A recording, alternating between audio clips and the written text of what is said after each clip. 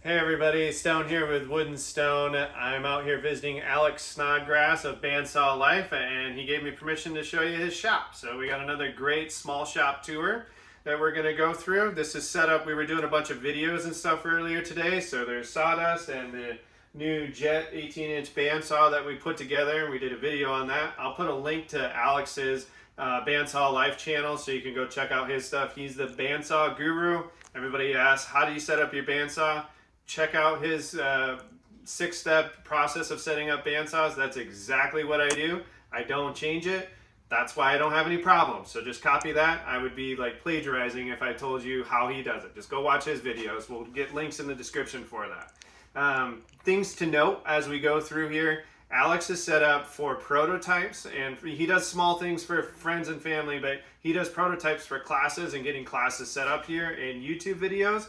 But he does make money with his small shop. So it's a good way, if you want to make money, here's a good way to kind of check that out. If you're doing YouTube channels, good shop setup for that. But also, if you're not trying to make money with a small shop, notice how he sets everything up. You're going to see a lot of things are vertical. Everything has wheels, so you can move things around. So we'll start going through what he has here. But one more thing to know is there's no table saw. Alex is a bandsaw guy. So the bandsaw is the heart of Alex's whole program. So you're not going to see a table saw in here. So first things first, he is sponsored by Powermatic and Jet, which is the same company, Jet Powermatic. So he has multiple Powermatic saws set up. The Powermatics are the standard setup. We just happen to have the Jet in here.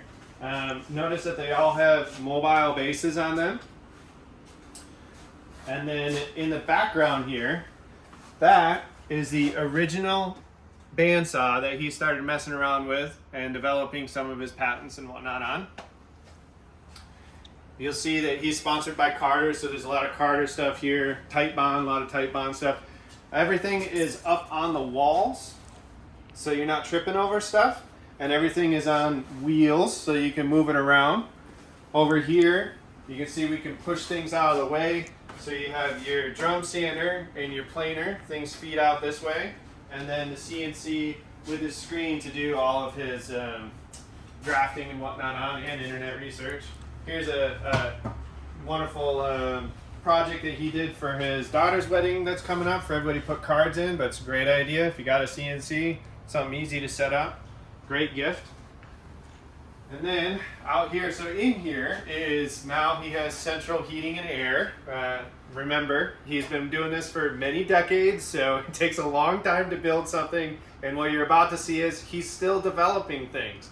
Even though he spent a lot of time putting things together, it's almost always a work in progress. This is why a shop becomes like a living piece of your business or your woodworking career, whether it's professional where you're making money or hobbyist.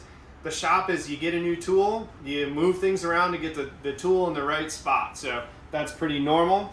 Over here, there is a wood stove. He used that for many years, but now with the central heating and air conditioning, that's not a problem anymore.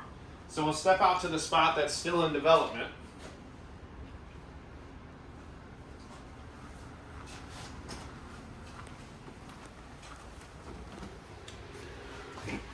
And out here, it's not insulated yet. That's his project that he's working on right now, but you see the Capex, and he has a small router table, pocket screw jigs, and he started putting concrete in here.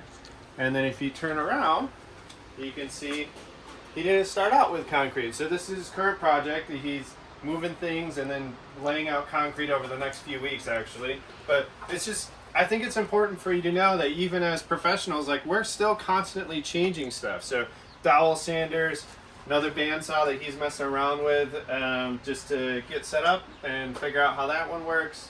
We have big belt sanders in here. Drill press. Yeah, I want to make sure that wasn't a mortiser. Here's a mortiser. And then you know how I'm always talking about do things in your shop to make your spouse/partner happy, and then they ask less questions about what's in the shop. Alex is doing chickens for his wife. So, you know, things like that, you know, it can be something that's good for everybody in the house.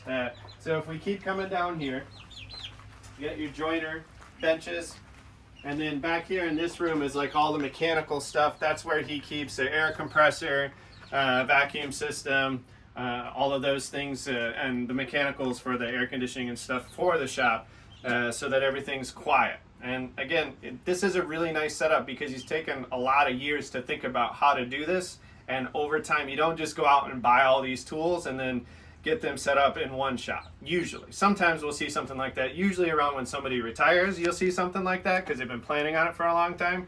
But as somebody that's been doing it my entire life and talking to somebody else that's been doing it their entire life, this takes a long time. You'll see here there's a door on the front, so this is the back side of what we've seen inside. On the front side, he has another door so you can get a nice breeze in here. And then his view is, when he has both of those doors open, the garden, and then I will show you over here.